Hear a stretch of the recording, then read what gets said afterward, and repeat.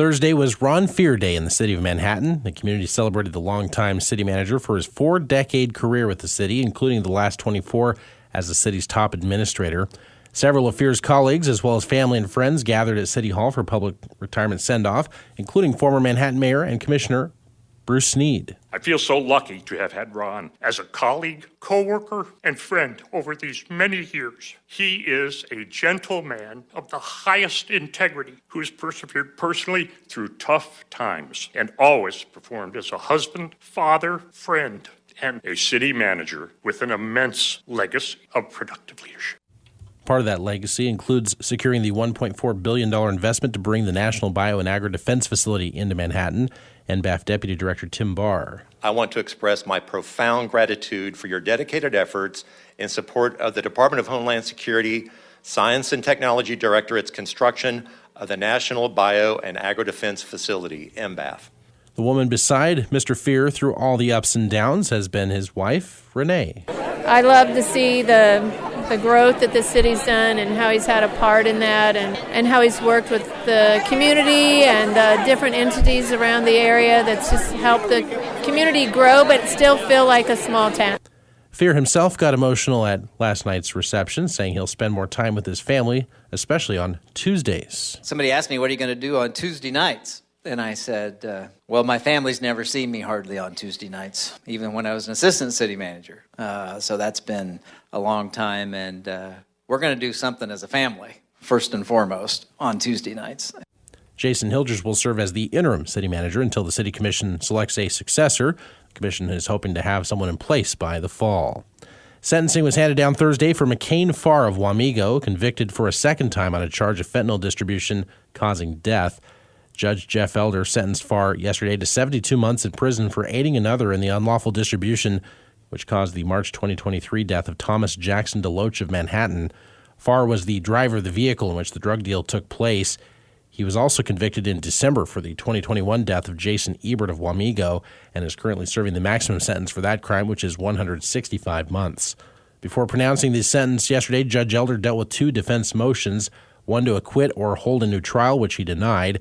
The other was to lessen the sentence based on Farr's age, DeLoach's active participation, and Farr's family support. The judge agreed to 72 months. By law, since Farr committed the second crime while on bond from the first, the sentences will be served consecutively.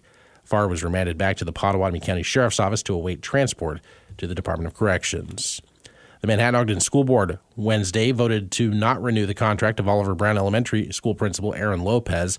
That termination effective Thursday morning. The unanimous vote came after an executive session at the end of Wednesday's school board meeting.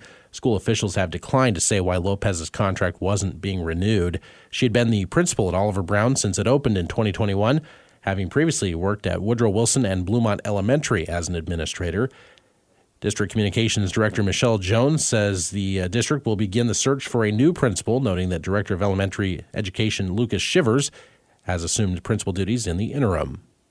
Cleanup efforts continue in eastern Pottawatomie County after storms caused damage throughout the city early Thursday morning. St. Mary's was hit the hardest, with Police Chief Derek Sid noting 70 to 80 mile-per-hour straight-line winds look to have impacted portions of town, knocking out power and damaging a number of buildings. Right now, our soft facilities like the nursing home is fine and up on power. However, our public school, high school, and grade school do have damage to their rooftops and peeling of the roof layers. Power has since been restored, but a boil water advisory continues until further notice. Schools are closed again for this morning. Bottled water is available to St. Mary's residents at both City Hall and the police station. And city officials are also warning residents to be diligent with any roofing contractors to ensure that the person they're dealing with is licensed and insured. Congressman Jake LaTurner says he won't seek re-election in the fall. The 36-year-old Republican has served in the House of Representatives since 2021.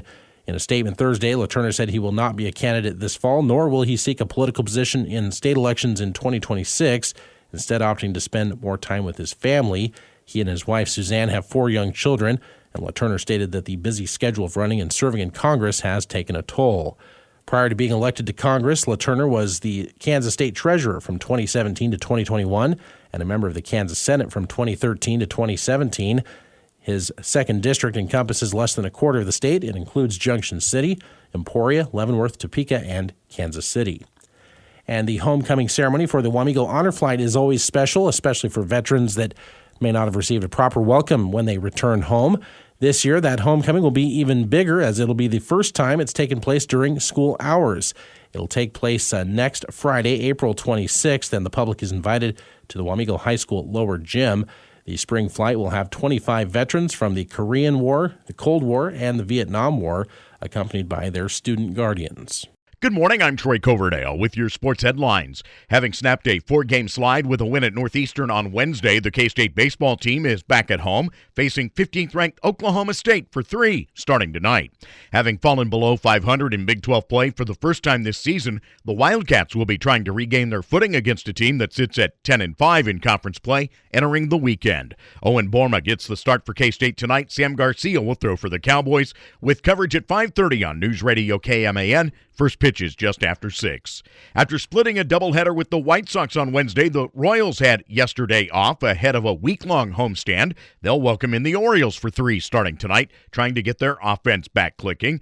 Kansas City scored 2 or fewer runs in 4 of the 6 games on the recent road swing, though they managed a 3-3 mark to improve to 12-7 overall. Alec Marsh will start for the Royals in the series opener. Dean Kramer goes for the Orioles, who are 12-6 going into the weekend set. Kansas Athletic Director Travis Goff told a local group this week that the David Booth Memorial Stadium renovation project is moving slower than originally planned and may cause it to be scaled back to a low 40,000-seat facility. Goff was talking with Downtown Lawrence Inc. on Wednesday when he made the disclosure, according to the Lawrence Journal-World. The Jayhawks will play their home games this season at Children's Mercy Park and Arrowhead Stadium, as the west side of Memorial Stadium remains under renovation through the fall. Have a great day. I'm Troy Coverdale.